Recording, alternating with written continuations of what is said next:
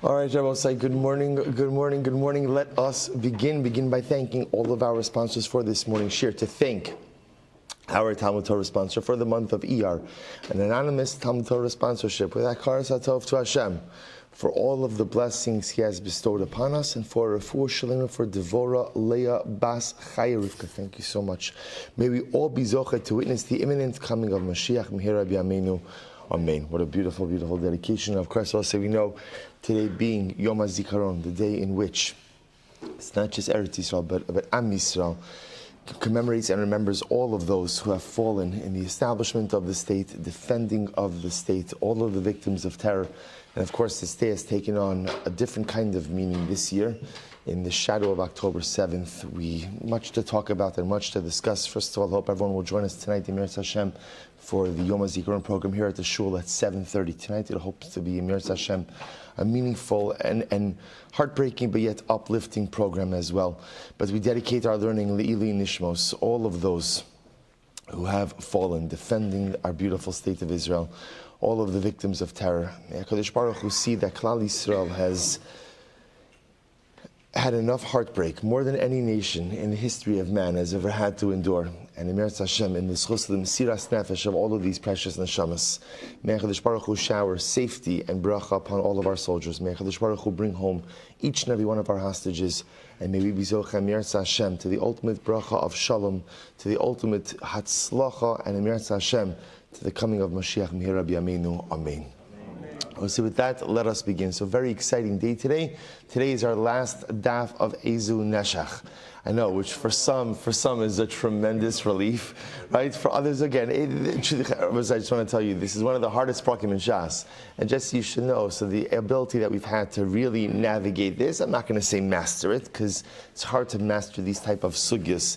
In a daf Yomi, they require much more in-depth analysis, but hopefully if we emerge from it with some basic concepts and some basic yisodos, that Emir Hashem should make us feel accomplished, should make us feel a sense of pride in navigating such complexity, such Talmudic complexity. So we are in Daf Ayin Hey Amud Aleph 75a at the Mishnah. And the Mishnah says as follows. I will say, what you're going to see is incredible about this Mishnah is the last part of Ezehu Neshach goes through the fundamentals of interest, right? Which, again, we saw this already from the beginning. We started with the sugi of Sa'ah B'Sa'ah from in the beginning of Ezehu Neshach, and we spoke about this idea that the way the parak is structured is it kind of throws you into the deep end in the beginning, and then again, now that we've seen so many of the complicated concepts, we go back to some of the basic conceptual underpinnings and pillars. So let's take a look at the Mishnah.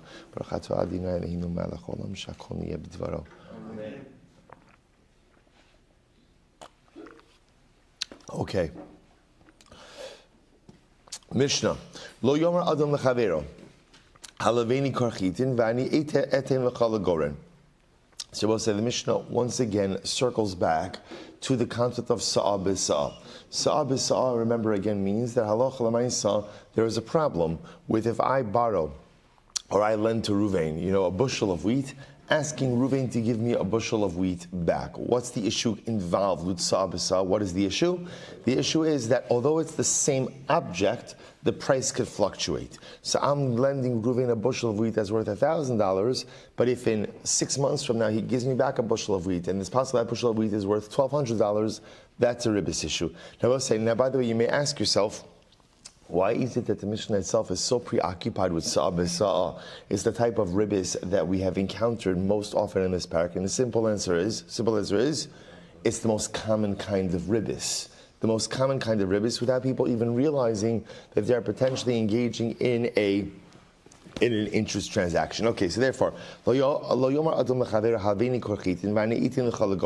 person shouldn't say to his friend, right, lend me a core of wheat and I'll give it back to you literally again at the threshing season. So in other words, lend me a bushel of wheat now and I'll pay you back later on. However, aval omer lo halaveni achiyavo b'ni o achemsa maftech. So we'll say, listen to this case over here. In this case, I go over to Ruvain. Or I should say, Ruvain comes over to me. Ruvain says, Silber, lend me a bushel of wheat, right? Why? Now Ruvain says, I have wheat. The problem is the wheat is locked in my storehouse, right? And my son has the key. My son has the key, or I can't find the key. So in this case, Reuven needs wheat now. He actually has wheat in his possession. It's just currently inaccessible to him. So the Mishnah says that's mutter. That's mutter. Now, why is that mutter? Take a look at Rashi. Aval Omer Halavini Achi Yavo Bini. Techeven Sheyeshlo. Since Reuven literally has the wheat, Shapir Dami, the Hasa'a B'Sad Rabbananhu, the Lav Neshech Daraisa, the Chiyesha Lo Gazer. So I'll say, if you remember again, so we spoke about this extensively, that there are two ways in which you could do Sa'a B'Sa'a. What are the two ways, right? Number one, or in general, Psika La Peros, right? Forward contracts. How can you do it? Either Yeshlo or Yatsa Shar, right? Again, person has, now, again, what's interesting is, in the previous cases of Yeshlo, he has, who was the person who had? That was the person ultimately, again, who was selling the commodity. In this case over here is an interesting kind of case. Reuven wants to borrow a bushel of wheat from me, right? And of course, if he borrows a bushel of wheat, what is he going to do? What is he going to do? He's going to pay it back, right? So now, again, to pay it back at a later date, that's problematic. That's sa'a b'sa'a because of price fluctuation. In this case, Reuven has the wheat in his possession. He has it. He just can't currently access it. So therefore the Mishnah says, that's mutter. That's mutter. Now why is that mutter? Because since he actively has the wheat in his possession, it's almost as if he's ready to immediately return it to me. And I will say, remember again, this is ribis d'Rabbanan, right? This is ribis d'Rabbanan. Why you've already established, pretty much the only time you're going to run into a case of ribis d'Oraisa is when? Right? So number one, what do you need? Really, it's loans. Right, it's loans, it's loans of money, right? And number two, where there's a ribis katsutza, right? I lend you $100, you give me back $120. But this is a case sa'abisaz d'Rabbanan, and since in this scenario, halacha l'maisa, since in this scenario, Reuven has the wheat, he just doesn't have access to it, therefore it is not a ribis case. Okay, the Hillel Oser. Rabbi say Hillel comes along and says that even this type of transaction is absolutely forbidden. The Chen Haya Hillel Omer. So we'll say, get ready for this. This is really incredible. Hillel also used to say as follows: Lo salve isha kikar lechaverta ad shetase damim. Hillel said, right, a woman can't lend a loaf of bread to her fellow. Why is he? It's not about it, it's lavdafka women. He's just talking about a case of like women borrowing, stuff from each other from the house. So a woman shouldn't lend, right? Rachel shouldn't lend a loaf of bread to Leah until achetase damim, until they attach a fixed dollar price to that loaf of bread. Let's stop for a second over here. What's the issue? Right? Rachel goes over to Leah. Leah, can you lend me a loaf of bread? Leah says, sure. Leah gives the loaf of bread. A day later, Rachel gives back a loaf of bread. What's the potential problem? The loaf of bread that Leah gave Rachel was worth $2, and the loaf of bread that Rachel returned was worth $2.25. So Hillel said, you cannot engage in this type of transaction unless, of course, you attach a dollar valuation. So in other words, when Rachel goes over to Leah and Leah gives her the loaf of bread, so essentially Rachel says to Leah, okay, I'll pay you back $2. I'll pay you back $2. So she can't. I said, by the way, I'm going to post on the chat, there is a very funny commercial. In Israel they have this drink, Jump. It's high in sugar, low in everything else, right? So they have this. So they came out now with this Jump with added flavor. So they have this. It's very cute. Aaron Raskis, if he's on it, Aaron Raskis sent it to me. So they have this commercial where essentially it's clearly targeting, I think, like the Haredi community, where one guy borrows a bottle of Jump, regular Jump, and the other guy comes and he brings him back the new Jump. No, Zaribit. He can't accept it because it has more orange, right? It has more flavor in it. It's very. They take it to the Rav, it becomes a whole thing. I'll post it. It's really very cute. So now Hillel says like this. Here's the problem. The problem is everything is sa'a b'sa'a. Every time you borrow something, right? You borrow a cup of sugar, you borrow a dozen eggs, you borrow a loaf of bread. So Hillel says you can't do any of this kind of stuff. So essentially, according to Hillel, anytime you want to borrow a commodity from your fellow, you could do it. You could do it, but you have to go ahead and essentially assign it a dollar amount. So therefore, halacha l'maisa, Rachel goes over to Leah, "Can I borrow a loaf of bread?" Leah says, "No problem. How much now? Right now, how much loaf of bread? $2. You owe me $2, and that's it. Don't give me back a loaf of bread. Don't give me back a loaf of bread. Give me back $2." That's what Hillel says. Shema yukruchitim and imsa balsli de ribis. Because Hillel says the problem is if you end up going ahead and paying back with a commodity, it could be that the commodity increases in price, and then it turns out that you have a ribis scenario. Okay, Shema say that's our Mishnah. Here we go. Amrafuna yesh lo sa lo vesa sasayim lo vesasayim. So we'll say. So remember again, what did we see in the Mishnah? We saw in the Mishnah this concept that sa'ah b'sa'ah, right? This idea of going ahead and lending produce and then getting paid back in produce is halachically problematic. However, again, what we did see in the Mishnah is that halacha l'maisa, the Tanna Kama holds that, let's say again, if I want to borrow a sa'ah from Ruvain, right, and I have a sa'ah, ultimately, again, I have the ability to go ahead and do that because, again, since I have it in my possession, it's as if I have the ability, not as if, I have the ability to pay back right now, and if it's not a problem. So watch this. So Rav Huna says like this, if you have a saw, right, yesh lo saw, lo v'saw. So if I have a saw, I could borrow one saw against it. Sasayim, lo v'sasayim. And if halacha l'maisa I have two saw, I could borrow two. So in other words, the way the Tanna Kama's mechanism works, which essentially is, if you have produce, you could borrow against that. So remember again, what was the classic case in the Mishnah? I go over to Ruvain and say, Ruvain. So I have two cases we'll say. Case number one, Ruvain, lend me a sa'ah of wheat and I'll pay you back a sa'ah of wheat. Mutter aser. Aser, right? Why? Because the concern is, even though it's the same sa'ah of wheat, the sa'ah of wheat I'm borrowing now is worth $1,000, and in 3 months from now it might be worth $1,200. Okay. However, if I say to Reuven, that's case one. I say to Reuven, lend me a sa'ah. Reuven, I have a sa'ah in my storehouse. Just my son has the key. He's not home right now. What's the halacha? Mutter. Well, right, machlokes. Right, let's go with the Tanna Kama right now. According to the Tanna Kama, that is mutter. That is mutter. Why? Because since I have this sa'ah in my possession, so therefore again, it's not even really considered to be like a loan. It's considered to be like an advance. I just need it for a little bit until I'm able to access my produce, and I'll pay you right back. Since this whole thing is d'Rabbanan, Chazal were not gozer in that type of case. Okay, so we'll say, watch this. So Rav Huna says you could use this. In other words, so the more grain you have, the more you're able to borrow against it. So if I have a sa'ah, then I can borrow a sa'ah from Ruvain. I have two sa'ah. I can borrow two sa'ah from Ruvain. Also discussing Rabbi Yitzchak Amar, afilu yesh lo sa'ah, lo va'ala kama kurin. So I'll say, Rabbi Yitzchak says as follows. This is fascinating. As long as you have one sa'ah, you could actually borrow against that many kur of wheat. As I will say, what's Rabbi Yitzchak's logic? Take a look at Rashi for just a moment. Rashi says, Kamakurin, D'chol chada v'chada aminan, zo tehei tachta. So Rabbi Yitzchak says like this, if I have a sa'ah of wheat, so I go over to Reuven and say, Reuven, listen, I have a sa'ah, just can't access it right now. Do you mind lending me a sa'ah? Reuven says, sure. So Rabbi Yitzchak says, I can then go to Shimon. Shimon, can you lend me a sa'ah of wheat? I can't access my sa'ah right now. Shimon says, sure, and I can keep using that same sa'ah for multiple loans. What's the logic? Look at Rashi, Kamakurin. Because we'll say, for every loan I take, I can say the sa'ah that I have should ultimately, again, be for that amount. Shahari Eina Kinuya Lemalva. Because I will say, here's what's interesting. The way that the way that this case in the Mishnah works is when I have that sa'ah of wheat and now I borrow from Ruvain, right, and I say, Ruvain, I'm going to pay you back as soon as my kid gets home with the key. Ruvain's not literally acquiring that sa'ah of wheat in my possession. Right? Both say he's not acquiring it. Why is he not acquiring it? Because wheat is metaltalin, and metaltalin can only be acquired ultimately again through Mashiach.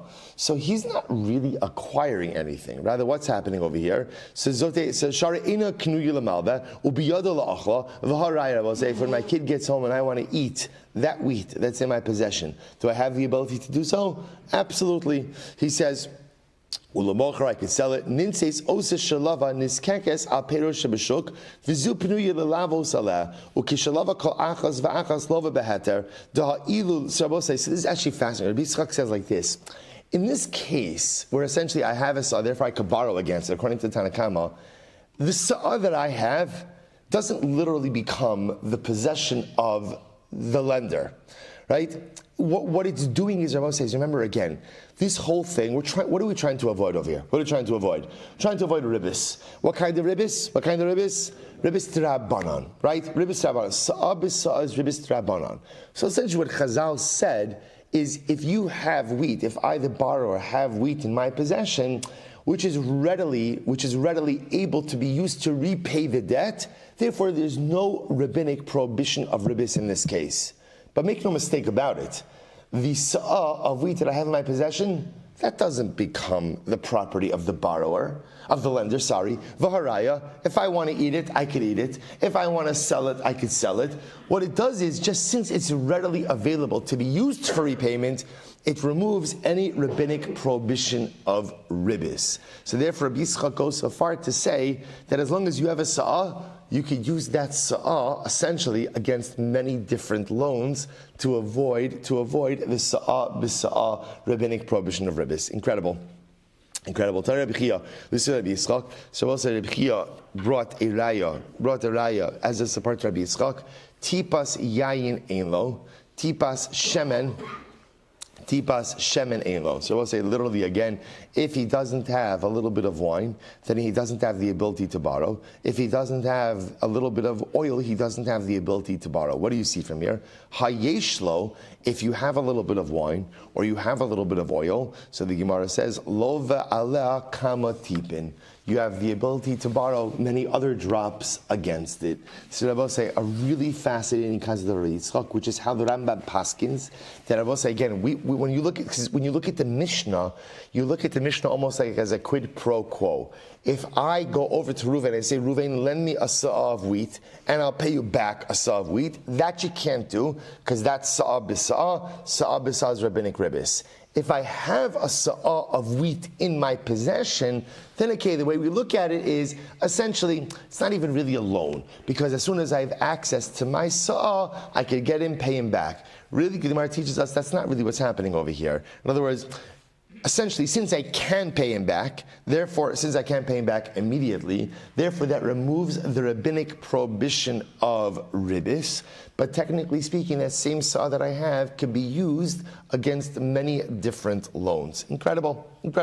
Let's go back to Hillel Oser. So we'll say Hillel says you can't do this. So Hillel, now I just want to point out, understand, Shitas Hillel fundamentally changes the entire fabric of like neighborly relations, right? So suddenly again, it's common for people to borrow stuff from each other. Hillel says, no. I mean, you can, but anything you borrow essentially has to be, I don't know what's the right word, dollarized, right? In other words, it has, valued. That sounds better than dollarized, right? Valued, right? Has to be valued. In other words, so you have to say, great, you want to borrow a cup of sugar? Fantastic. How much is a cup of sugar today? And that's what you owe me. You want to borrow a loaf of bread? No problem. How much is a loaf of bread today? And that's what you owe me.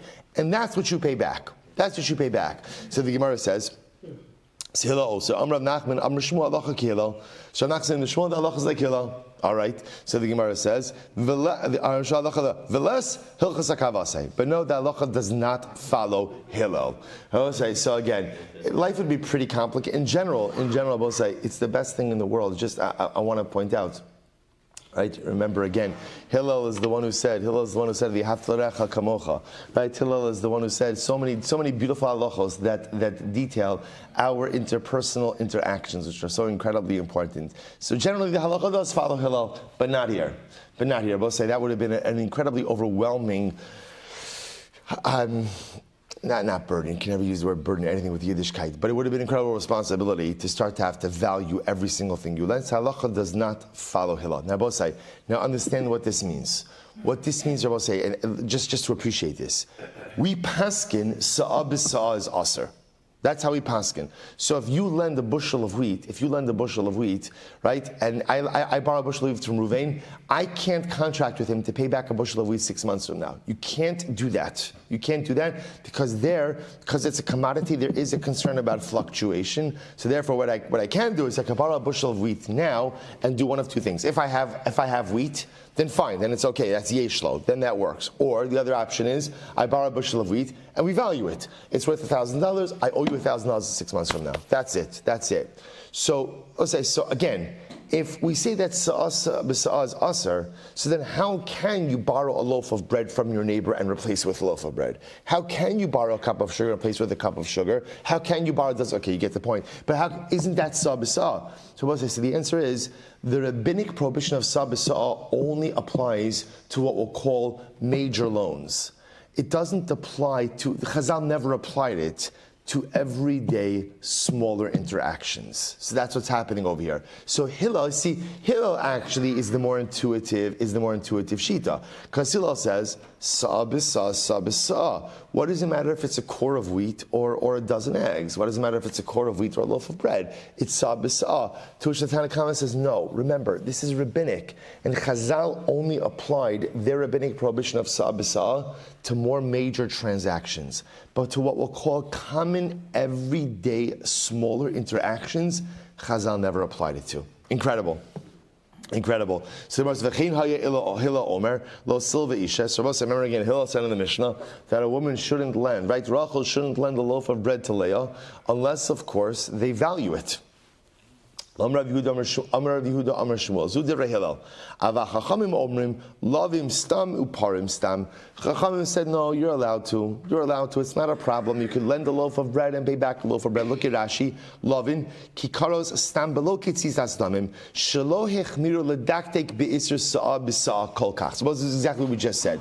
The Chachamim essentially said that's not Sa'ah B'Sa'ah. Sa'ah B'Sa'ah is more like commercial transactions, right? I'm borrowing something that is more of a commodity. But on everyday smaller, what we'll call neighborly lending, sa'ah b'sa'ah does not apply to those type of interactions. So we'll say this is a great Gemara. I'm sorry. Good. B'nei Chabura hamakpidin zalzeh. They both say B'nei Chabura, a group. Now Rashi says over here, who's the B'nei Chabura? Holchin b'derech o yoshem b'aisachos. These are people who are traveling together or are together in one home.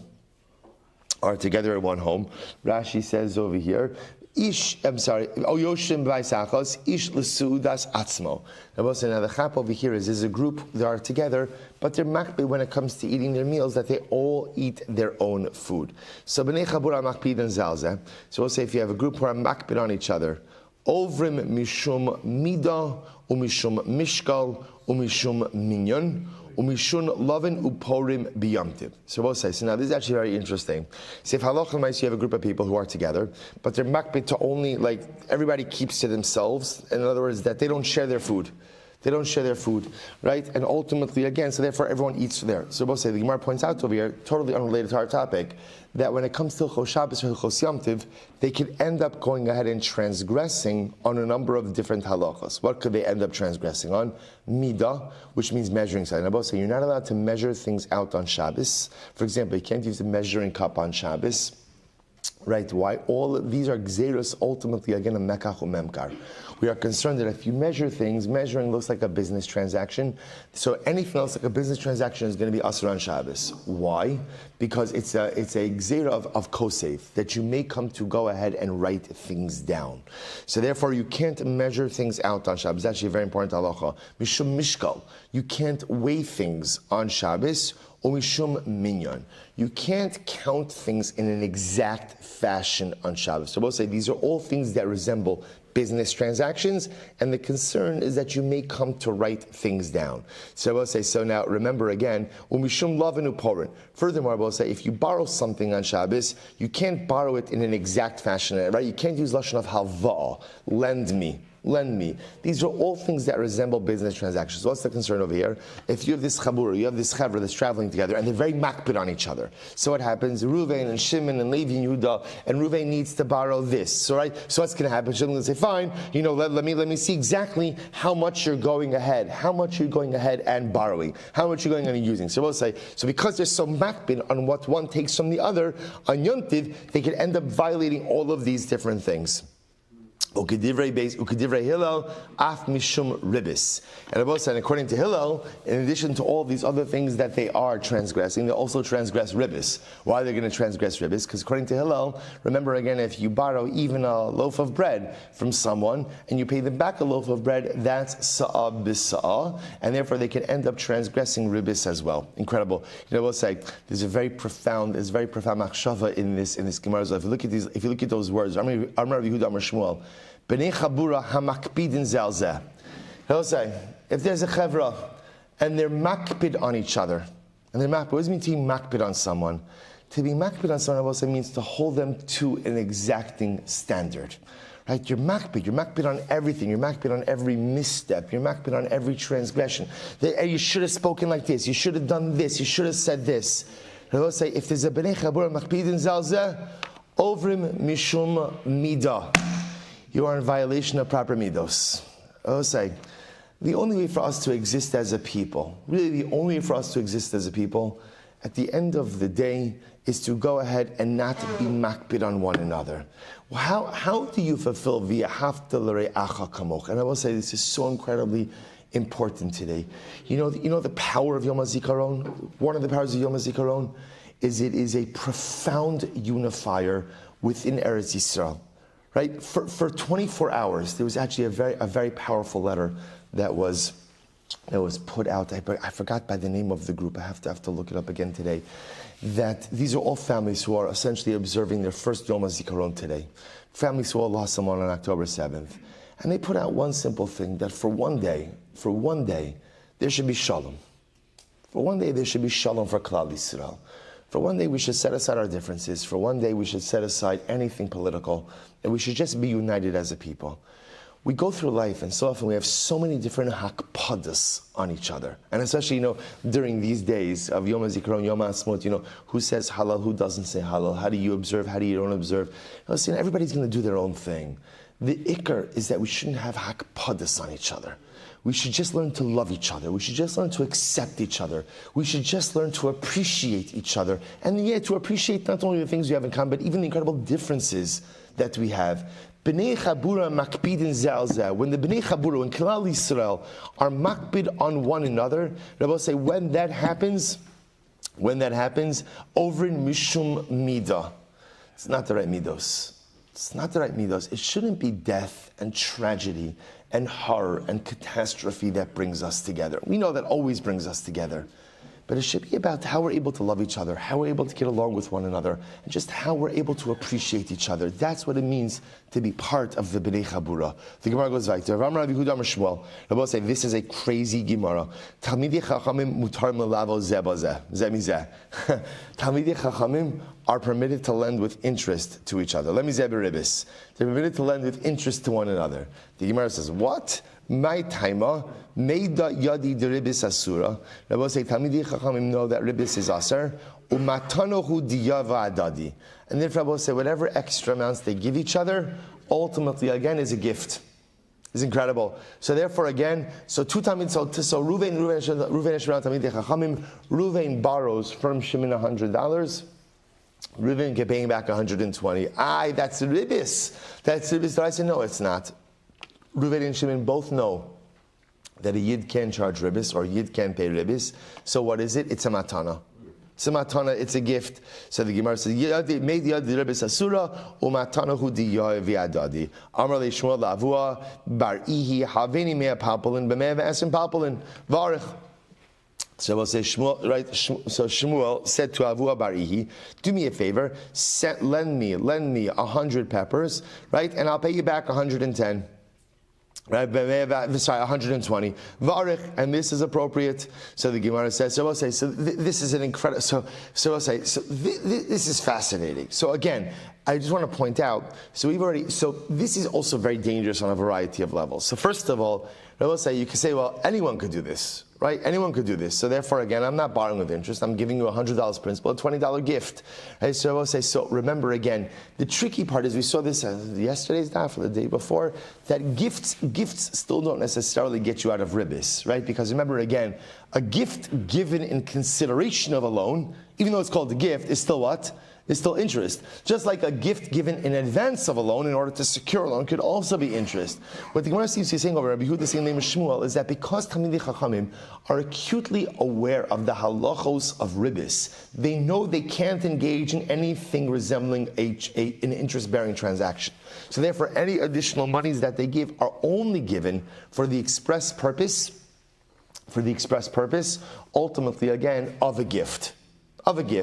Now I'll point out to you something amazing. So the Rambam paskins this way. The Rambam actually says, this is the Rambam in, Rambam says, Hilchos Malva Velova Paraktal Lachades, Talmidei Chacham Shilvu Zedze, V'Nasan Yesra Mashilva Mer Harei Mutter, Shadav Yadua, Shalo Nasan Lo Ela Matana Sharei Yodin Chomer Isribis. Rambam paskins, Talmidei Chacham are in fact allowed to literally lend with interest because it's not interest. Rather, we look at the additional amount as a gift. Now the Shulchan Aruch, writes over here in Yoredea, Siman Kuf Samech Halacha Zayin. He says, the Shulchan Aruch writes, he says, V'yesh matirin, he says, I'm sorry, I'll just recall the Ramah. He quotes this. He also says this mutter. He says, Mikol Makom, Lo Yargilu Talmidei Chachamim Atzmam Bekach, Mipnei Hamona Am, Shelo Yilamdu Mehen. So the Ramah Paskins don't do this. It's mutter, technically it's mutter, but don't do it. Why? Because if people see Talmidei Chachamim doing it, then what? They're going to do it themselves as well. And people don't necessarily understand the nuances in different things. So if they see that Reuven is lending Shimon $100, Shimon's paying $120, and they're both Talmidei Chachamim, the only conclusion people are going to reach from that is Ribbis is aser. Therefore, don't do it. Let's look how the Gemara ends before the Mishnah. Amarav, mutter lo li adam lahavos banav ubnei beiso b'ribbis kedei lat'iman tam ribbis. Shabbos says this is fascinating. A parent, right, a parent could lend his kid with ribbis, right? Why? It's chinuch, in order to teach the child how much ribbis hurts. Interesting lesson over here. So I can lend my kid with ribbis in order that my son will see, you know what, it hurts. It hurts to about $100. I have to pay back 120. The Gemara says, "V'lav milsi." Absolutely not. Don't do that. Mishum da'asi lemisrach. Because there's also the possibility that my son could learn the opposite lesson. That lending with interest is a fantastic way to make easy money, right? In other words, it's a chinuch lesson. It's a chinuch lesson that ultimately, again, could go ahead and go both ways. We also it's interesting. It's interesting because since over here, there's also like a fundamental machlokes in general, like in chinuch. Some people sometimes go with the approach that allowing your children to be exposed to certain ideas or certain concepts that may be antithetical to what it is that we believe, like makes them stronger in their Yiddishkeit. Right? So, and there could be a svara for that. It could be a svara for that. We'll say, so like you see, like lend them with interest. Let it's usher. Let them see kind of what happens with interest. And the Gemara comes back and says, that could backfire so terribly, especially in today's day and age. The ultimate yesod is cocoon and shelter your children for as long as you possibly can. Do not allow them to be exposed to so many other things. They'll get exposed. It happens to everyone, and you can only shield your children for so long. But don't sacrifice their purity one moment sooner than you have to. They will go into the world, they'll see the world, they'll understand the world, and they'll be bombarded by the narishkeit of the world. It is not your job as a parent to expose them to those things one moment earlier than they have to. Make sure your home is a protective place. Make sure the life that you lead is guarded by the negative outside influences. Because if you allow them to be exposed to the things that are wrong and antithetical to what we believe too early, you really run the risk that exposure doesn't make them stronger. But fakert, unfortunately, that exposure could chas v'shalom undermine all of the other chinuch you're trying to give them. Tremendous yisod the Gemara is teaching us. Let's go weiter. Mishnah. Omer Adam Lechavero. So again, now we're kind of transitioning to another, kind of like a follow-up concept.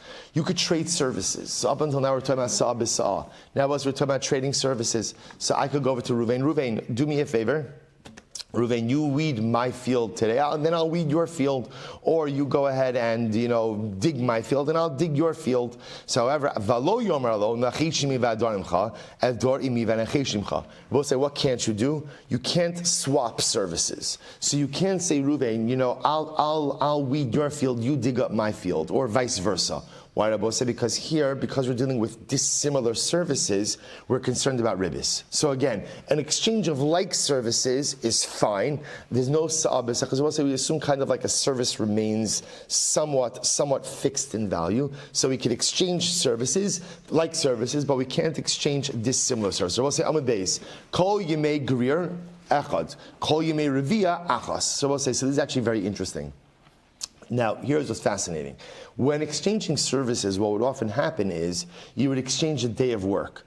So you could exchange days of work as long as you're exchanging them during the same season, right? So let's say, for example, all of the rainy season, or actually all of the dry season is considered to be like one unit. The rainy season is considered to be like one unit. Now, even though in the dry season, there are days of different lengths, we don't get into that level of specificity. Or in the rainy season, there are days of different lengths, we don't get into that specificity. Rather, again, I will say, so therefore the Gemara says, Lo yomar lo, second line from the top, Ein Ham Beis, Lo yomar lo, charosh imi bigarir, vani echrosh im chabaravia. So I will say, now again, so there's two steps over here. Step one, you can exchange services. That's step one. Step two, in order to exchange services, you have to exchange services during the same season. So in other words, so I can say to Ruvain, you weed my field today, I'll weed your field today. I'll weed your field tomorrow, or next week, or whenever, as long as it's happening during the same, rainy season, or dry season. Right? What I can't do is two things. I can't say, Ruvain, I'll weed your field, you dig up my field. That you can't do two dissimilar services. Or I can't even say, Ruvain, I'll weed your field during the dry season, you weed my field during the rainy season. That you can't do. I will say, why? Because during the two different seasons, it's two different lengths of days. So therefore, again, those are two dissimilar services. Rabbi Shmuel says, Yesh ribis mukdemes, v'yesh ribis muchar. So I'll say, this is great. It would have been so great to have this Mishnah at the beginning of the parak, right? All of these Mishnahs would have been in train. Well, again, we learned about all of it, but these are the yisodos. Rabbi Shmuel says, there is what we'll call ribis mukdemes. So I'll say, ribis mukdemes means early ribis. Early ribis, v'yesh ribis muchares. And then there's late ribis. What does this mean? Here we go. Keitzad nosan einav lelavos himenu. So we'll say, now watch this. So now I set my eyes that I want to borrow money from Ruvain. V'hu mishaleach lo v'omer b'shil shetelaveni zohi ribis mukdema. So here's what's interesting. So I know that I want to borrow money from Ruvain. So I say, you know what? I go ahead and I send Ruvain a gift. I send him a gift. Now, by the way, the gift could be a gift, the gift could be money, but the point of it, I will say, is I say to him, by the way, Ruvain, I'm sending you this just really as an early hakaras hatov for the money you're going to lend me. Now I will say, what we're going to see is these cases are assuming that you're being explicit in your intentions, right? This is not talking necessarily about a case where just I give someone, this is where I'm being explicit in my intentions. And I'm going ahead and I'm saying, Ruvain, I'm sending this to you in anticipation of the gift you are going to give me. That's what we call ribis mukdemes. Early ribis. Lavehemenu. I borrowed the money from Ruvain, right? Vehechzir lo asmosav, and I paid Ruvain back, right? I borrowed $1,000, I paid him back $1,000. V'mishalech lo v'omer b'shvil ma'oscha shahayu b'telos etzli, and then I send a gift. I say, Ruvain, here's $200 in recognition that I tied up your money for the last year. Zohi ribis mucharas. So I'll say that is called delayed ribis. Delayed ribbis. So I'll say, so here's what's interesting about this. In both of these cases, the lender did not ask this from me. Right? We're going to get into this in just a moment. In both of these cases, again, Reuven lent me $1,000. $1,000 for a year, no problem. Case number one, I sent him a thank you note for $200 in advance. This is just a thank you for lending me the money. Right? Case number two, I paid back the debt afterwards. I send him a thank you in the card. Thank you for lending me the money. So again, case number one, ribis mukdemes. Case number two, ribis mucharis. Rabbi Shimon says, yesh ribis dvarim. So as Rabbi Shimon says, sometimes there's ribis with words. There's ribis with words. What does this mean? Lo yomar lo. So let's say I borrowed $1,000 from Ruvain, and while I have the debt, or while I have the money, lo yomar. I can't say to him, "Duh, ki ba'ish ploni makom ploni." And I said, Ruvain, Shimon came from a faraway city. And I both say, now what does this mean? What this is talking about over here is I give Ruvain a piece of information that is helpful to him that I would not have given him. I don't mean like something like illegal, right? That I would not have given him had he not lent me money. That's the case. So I'm giving him I'm providing a service that I would not have provided had he not given me the money. So as I say here, it's interesting.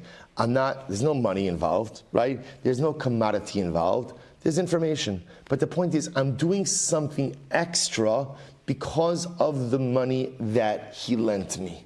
So the Gemara says that's called ribis tvarim. That's called, again, verbal ribis. The Gemara says, ve'ilu over and below saseh. So we'll say, so now pretty much, I just want to point out, at this point in time, we've actually seen every single category of ribis. So we'll say, so interestingly enough, last three categories, ribis mukdemes, you're given a gift in advance in anticipation of the loan. And again, I will say, all these are assuming you're being explicit. Ribis mu'chares, you're giving a gift in gratitude for a loan that you already received. And ribis tvarim, I will say, could mean a variety of different things, as we'll see. But in the Mishnah's example, is I'm furnishing information that I would not have normally given in consideration of the gift. Now, the Mishnah ends off by saying, when there is a ribis transaction, who is in violation? Ve'elu over and below saseh. Both the following people are in violation of a prohibition if they are involved in an interest transaction. Hamalva, the lender, Lova, borrower, Arev, guarantor, Edim, witnesses, the Chacham and the Chacham say af hasofer, right? Even the sofer, ultimately, or also even the scribe. It's even the person who drafts the document over mishum lo sitein, umishum al tikach meito, umishum lo si lo kinoshe, umishum lo sisimun alav neshech, umishum lifnei iver lo sitein michshav yaresev ve'asham lakachar. I will say, in total, there are 6 prohibitions that are involved with ribis. Right? So the first of them, don't give ribis, don't take ribis, don't be like a creditor, don't place ribis upon him, and ultimately, again, we're going to see lifnei iver, we'll say. So literally engaging in a ribis transaction ultimately is a violation of placing a stumbling block in front of someone as well. Incredible. All right, we'll say, last Gemara of Eizehu Neshach. Last Gemara. Here we go, we'll say, very exciting. Tanya, Rabbi Shmuel Yochai Omer, Minay leno shebechavei Ramana ve'eno ragil lahaktim lo shalom, sha'asr lahaktim lo shalom. This is wild. Let's say, so how do you know that if you borrowed money from someone and you don't normally say shalom aleichem to him, which I will say is an impossible case. There's a Mishnah in Avos, having makdim shalom l'chol adam. I would say you have to say hello to everyone, and you have to be the first person to say hello. But let's say there's a yid who, for whatever reason, doesn't say hello to someone else. So right, Reuven doesn't normally say hello to Shimon, and now Reuven went ahead and borrowed money from Shimon. Sha'asr lahakdim lo shalom. Now I will say, so now Reuven can't start saying shalom aleichem now that he got the money. How did he know that? Talmud lomar neshech kol davar sheyishach afilu dibar aser. Because I will say neshech refers to anything that takes a bite, anything that takes extra. So I will say, so this is what we call ribis tvarim.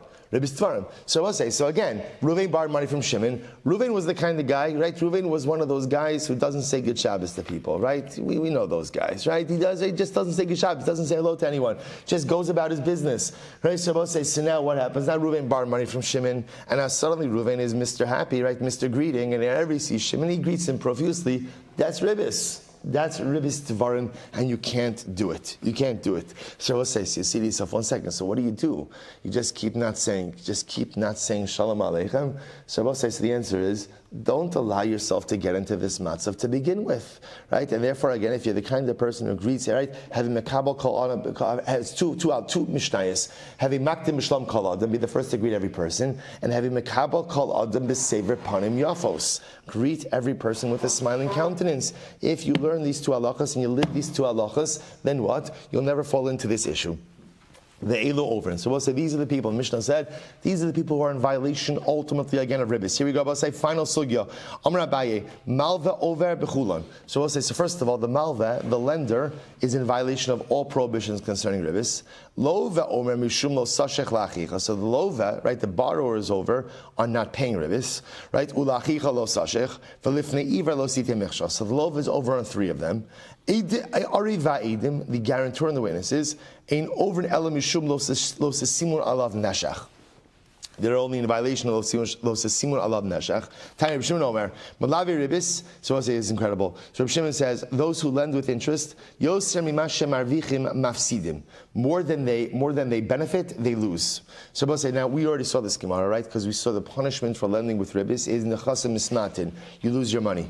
You lose your money. So whatever you think you're going to gain through interest, you end up losing. V'lo od ela shemasimim Moshe Rabbeinu chacham v'sarasa emes. Now I'll say this is a euphemism. They make Moshe Rabbeinu into a Talmid Chacham and make his Torah emes. So I'll say, Rashi, what it really means to say is, they make Moshe Rabbeinu's Torah false. They make Moshe Rabbeinu look foolish and his Torah false. How so? V'omrim ilu haya yodea Moshe Rabbeinu shaya revach b'davar lo haya kosvo. So I'll say, those who lend with ribbis, they say, you know what? Moshe Rabbeinu, he wrote that because he wasn't a businessman. If Moshe Rabbeinu was a good businessman, he would recognize how important lending with interest is, right? Moshe Rabbeinu, whatever, he wasn't Talmid Chacham, he lived in the Beis Medrash. He wasn't as worldly as I am, right? He doesn't know the stuff that I know. Had he known how the world works, he would have never prohibited interest. Incredible. Ki asrav dimi amar minayin lenosha bechavir amana v'yodeh she'ein lo sh'asar la'avol lefanav. Both is incredible. How do we know? This is not even interest, both say. If you lend your friend money, right, and halacha l'maisa, I know that he doesn't have the money to pay me back now. How do I know that I can't walk in front of him? In other words, I will say, the issue that we're dealing with over here is if I lend someone money and they don't have the money to pay back, it could be that just by me like appearing before them, it makes them anxious. It makes them anxious and is can remind them that they owe me money. Gemara says, Tamalomar lo silo kinosha. Don't be like a creditor. It was a very important halacha. When you owe someone money, when you lend someone money and they owe you money, you are obligated to operate with a certain level of heightened sensitivity. It's interesting. The lender is obligated to operate with a heightened level of sensitivity towards that individual so as not to make them comfortable. I will say ultimately again, it is as if you've judged him with two dinim. How so? The Gemara says, Shneimar herkavtel rashenu banu ba'ishu amayim. We'll say if you're the lender and you make the borrower uncomfortable, it's as if you've judged him with fire and with water. I will say it's so fascinating over here, right? It goes to the general understanding of how we view lending of money, not as from Jew to Jew, not as a business transaction, but as a chesed. And in general, whenever you do a chesed for someone, you're never supposed to make the recipient of the chesed feel uncomfortable about the chesed that has been visited upon them. So if you've lent someone money, you have to be careful. You, the lender, have to be careful not to make them uncomfortable. Incredible. Over incredible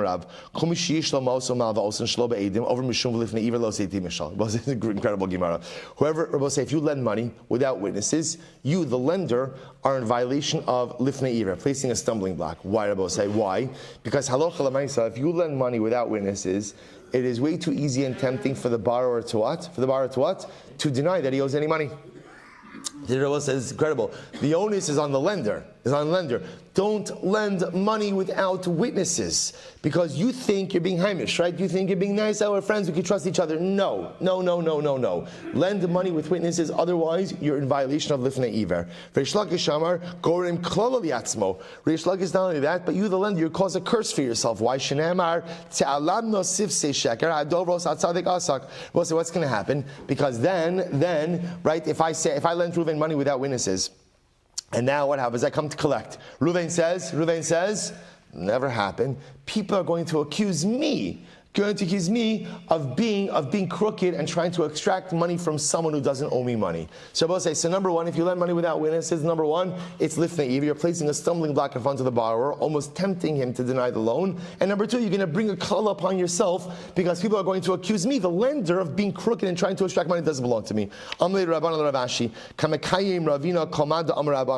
listen to this. So the rabbi said to Rav Ashi, this sage Ravina, he is mekayim every single halacha. So Rabbi says, so Rav Ashi wanted to test Ravina. So he sent the final message to Ravina late on Erev Shabbos. Literally mar asaro zuzi, the Yisraeli katina da'ar lemizban. So Rav Ashi sends to Ravina, do you mind, can you just lend me 10 zuz? I found a great little parcel of land that I could purchase, but I must buy now. And it's Erev Shabbos, it's not time to draw up a contract. Just lend me the money, I'm good for it. So the Gemara says, Shalach le, of course. So Ravina said, no problem. Neisi mar sahadi v'nichtav ksava. No problem. Just send over a couple of witnesses. Let's draft a document and happy to lend you the money. Shalach le afilu ananami. So Rav Ashi said, for me? For me you need witnesses? For me you need a shtar? You don't trust me? Shalach le kol shekin mar detard begir say. So ultimately, again, so Ravina responded, of course, Rav Ashi, all the more so for you, because you're always learning, and if there's no witnesses and no document, you may forget about this loan. Mishtali v'garim klalatzmi, because if I don't record in a document, number one, you may forget about the debt, and then when I try to extract it, I'm going to bring a curse upon myself, because people are trying to say what a crooked guy this Ravina is. He's trying to go ahead and collect money from someone who doesn't know. I both say this is halacha l'maisa. Halacha l'maisa shulchan aruch paskins, you cannot lend money without witnesses, without documentation. You might think it's between friends. What's the big deal? Say all the more so that it's between friends. It is good to keep business as business. And again, it doesn't reflect a lack of trust. That's why both that's the Gemara is saying over here. It's not a lack of trust. It's better to avoid anything that could backfire. Good yisod in life in general, right? Good to avoid things that could backfire and such tremendous things that could lead to the dissolution of friendships. So we'll say final Gemara. Tan Rabbanan. Feels like this parak has been a tremendous avoda. Final Gemara. Tan Rabbanan. Shlosha tzoakin ve'eino nanin. Both say there are 3 people who cry out and they are not answered. Now Rashi says over here, this is referring to people who cry out in Beis Din. They come to Beis Din with a taina, but Beis Din does not pay attention to their taina. These are they. Someone who goes and lends money without witnesses. So then what happens? So the borrower denies it. The lender comes to Beis Din, right? And the lender says, I say, Reuven owes me money. And what is Beis Din going to say? What is Beis Din going to say? One word. Next, right? You're not even going to hear the case. You have no documentation, you have no proof, and they get out of here. We have nothing to do for you. V'akona adon liatzmo, someone who acquires a master for himself. We'll see what that means. Umi she'ishto mosheles alav, and someone whose wife rules over him. All right, so now let's explain all this. So we'll say, so by the way, from the last two, also you begin to see that maybe the Gemara is not just talking about Beis Din, but it's also talking about when a person calls out to the Ribbon Shalom. So watch this. Kona adon liatzmo mahi. What's the case of a person who acquires a master for himself? Si ikid da amri tolen chasav benachri. So we'll say, so some say, ultimately again, that it's someone who literally attributes his wealth to a non-Jew. What does this mean? So Rashi points out over here, I don't want to look wealthy. I have a lot of money. I don't want to look wealthy. So what do? When I'm doing business with money, so I claim, it's not my money. It's the Gentiles' money. It's Nachri's money. So this way, again, I kind of deflect the wealth from myself. Now, what's the problem? That Rashi points out is that if the Nachri is smart, the Nachri is going to hear, Silber's always saying the money is mine. He's going to get Eidim that say, Silber said the money is mine. And what is the Nachri going to do? What is he going to do? He's going to take the money. That's Tola Ma'os. I'm sorry, right? Others say, what does this refer to? So again, we're trying to figure out what does the phrase mean? Someone who acquires a master for himself. So possibility number 1 is I attribute my wealth to the Nachri. Possibility number 2, if you write over your property to your children while you're still alive. So you've given title to your property to your children, which now means that what? You're at their mercy. You want something, technically speaking, they own it, and you have to go to them. Others say, others say what it means is someone who has bad luck, right? It just hasn't succeeded in one place, literally in one city, and goes ahead and doesn't try to travel to a different city.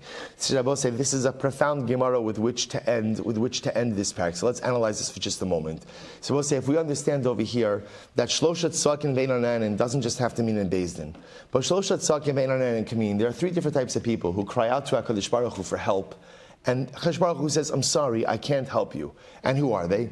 So ultimately, again, case number one is someone who lends money without witnesses. What does that refer to? This refers to people who get themselves into bad situations because they made bad decisions.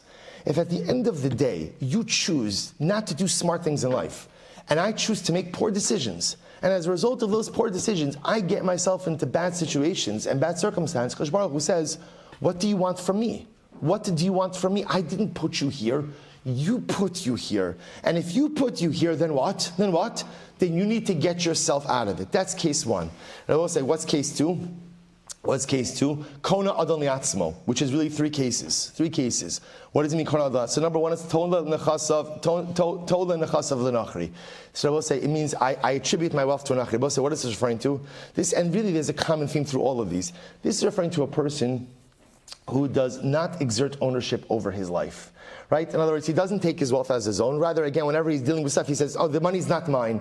The money ultimately, again, belongs to someone else. So I will say, there are people, and this also leads into Kosev Nechasav Lebanov. He gives over his property to other people. I will say, what's the common denominator over here?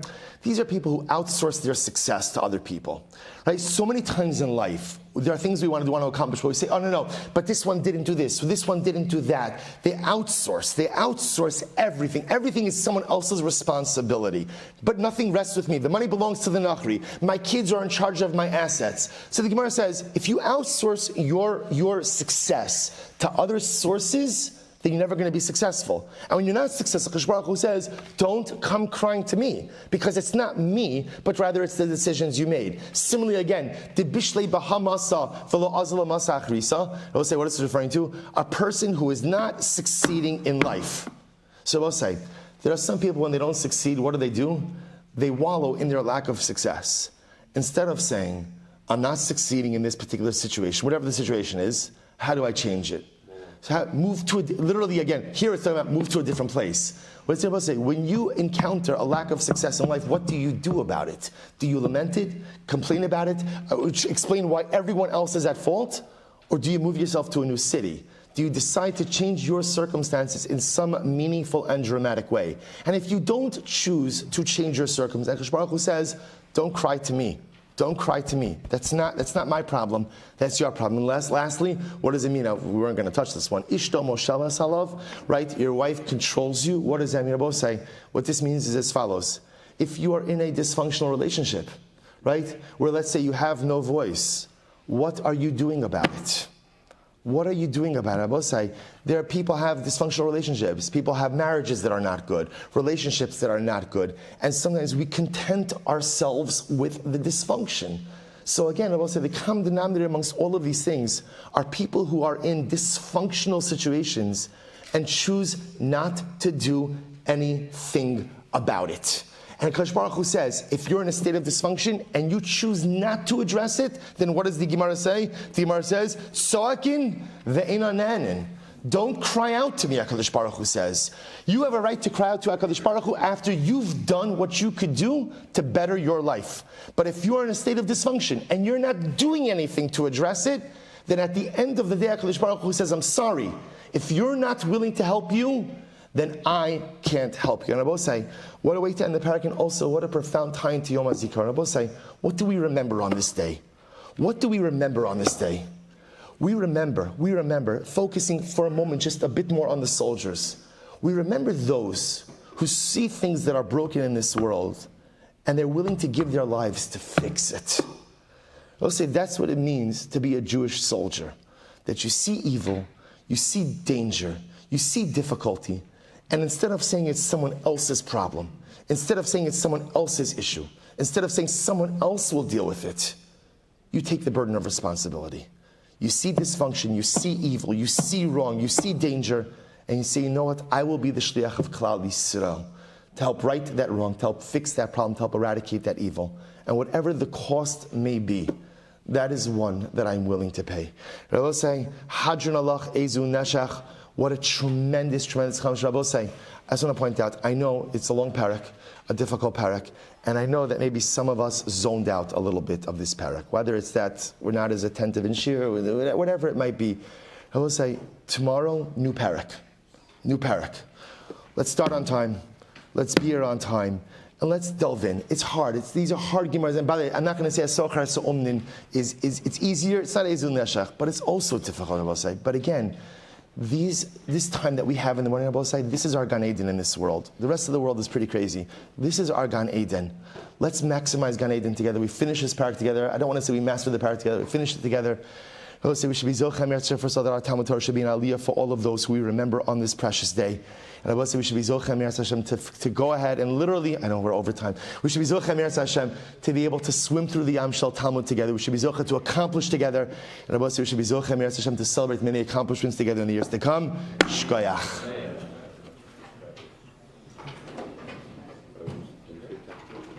We say Tachman. Today? Say Tachman. Yeah. How are you? Thank you. Did the comply with witnesses to even small